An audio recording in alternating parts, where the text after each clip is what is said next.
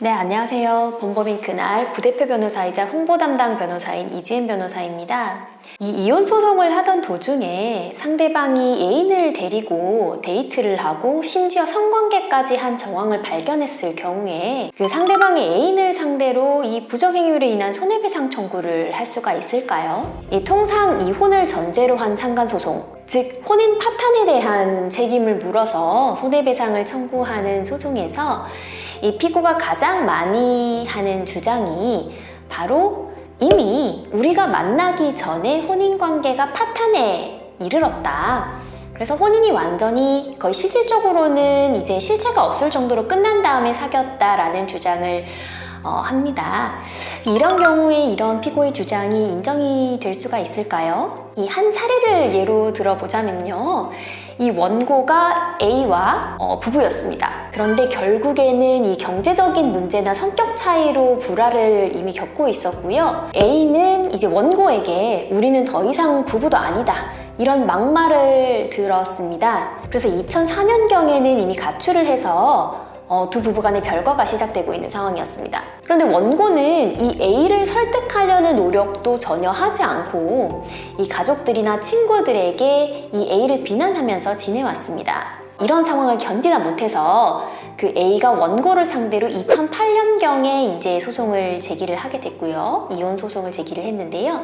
이 2008년 9월경에 이제 이혼이 판결이 선고가 됐습니다. 근데 원고는 사실 납득할 수 없다고 하면서 2008년 11월경에 항소를 제기를 했고요. 이때 이제 이혼 청구의 반소를 제기를 했습니다. 이 반소의 의미에 대해서 좀 궁금해하실 수가 있는데요. 자, A가 주장하는 이혼 사유로 이혼이 되는 것은 납득할 수가 없다. 오히려 내 잘못이 아니라 A의 잘못으로 혼인이 파탄에 이르렀다는 것을 주장을 해서 이 피고가 된 사람이 원고를 상대로 소를 제기를 하는 것을 반소라고 합니다.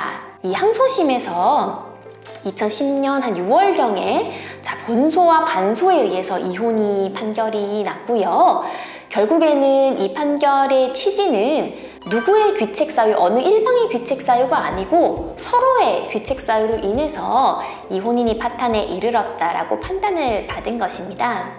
이 부분에 대해서 A가 상고를 했지만 기각이 됐고 그대로 확정이 됐죠. 그런데 이 A가 사실은 피고와 2006년경에 등산 모임에서 알게 되었고요. 연락을 주고받았습니다. 또 원고하고 A와의 이혼 항소심이 진행되던 중에 이 상간 피고가 이제 만나게 됐는데, A와 만났는데 2009년 1월경에 A가 별거하면서 혼자 살고 있던 집에 이 상간 피고가 찾아가서 이 A와 애정 행각을 하고 애무를 하는 등 이제 성적 행위를 했습니다. 근데 이것을 알게 된 원고가 이제 상간 피고를 상대로 상간 소송을 제기를 했습니다. 이 부분에 대해서 우리 법원은 어떻게 보았을까요? 이 2014년의 대법원은 일단 부부간의 이혼 소송이 진행되고 있었을 뿐 아직 법률론이 유지가 되고 있던 중이었다.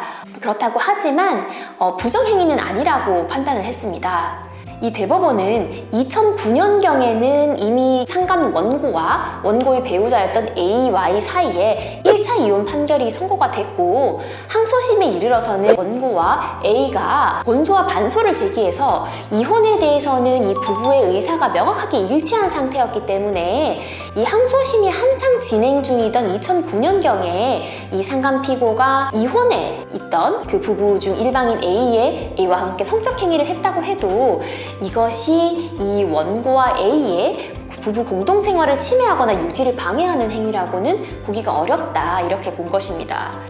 사실 이와 같은 판결을 두고 부부가 이혼 소송을 진행하던 중이었다는 이유만으로 이 한쪽 배우자가 아닌 다른 이성과 연인 관계를 시작하는 것이 정당하다고 법원이 인정했다고 보긴 사실 좀 어렵습니다. 물론 이제 쌍방이 이혼 소송을 진행 중이고 또 본소 반소를 통해서 이제 부부가 쌍방의 이혼 의사를 명확히 하는 상황에서 실질적으로도 예를 들면 별거가 긴다든지 해서 혼인이 완전 파탄에 이르렀음이 명백한 경우에는 상간소송에서 손해배상 금액이 나오지 않을 가능성이 있겠습니다만, 이 파탄에 이르렀다 이미 이런 부분을 입증하는 것은 굉장히 까다롭습니다.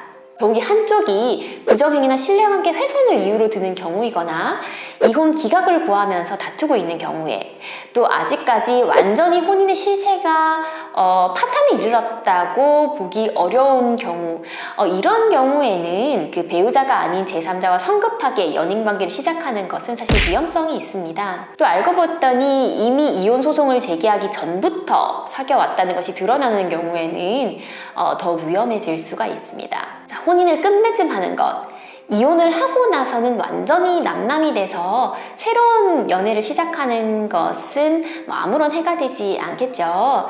그렇지만 헤어짐에도 최소한 이 상대방에 대한 배려는 필요하다고 할 것입니다. 나의 새로운 또 연인에게도 이 상간소송을 당할 수 있다라는 위험성을 안기는 일은 사실 피해야 되겠죠. 이 송사에 휘말리고 나서 미안하다고 해도 이 수습하는 길은 사실 멀고도 험할 수가 있습니다.